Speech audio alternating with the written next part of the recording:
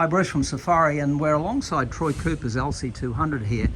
Troy builds these cases for us in the lightweight composite. The carcass here is something like 25 kilos from memory, super light.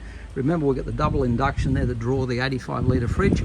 Here's a brand new one shipping down to Melbourne, and a couple of things that are a little bit different on this one. So there's our black bridge display. We put it down, it shows you the overview of the vehicle. That's the starter battery, that's the lithium in the back. 400 amp hours in this one, and that's the water tank in the middle showing about half full. And if I'm down here through the display, then there's our tank. Now let's walk around and have a look at our tank around the back. And there it is, 40 litre tank, sits in the back there. That's the outlet down the bottom there that you plug in a hose for, filler at the top, tank measurement here. Then in the back here, we've actually got the Killa-Wasp in here. Now that's 80 amps of charging, and it stays solid at 80 amps. It doesn't fade like the other competitors. And then we've got 400 amp hours of lithium in the back, 3000 watt inverter. I've got to say, how good's that?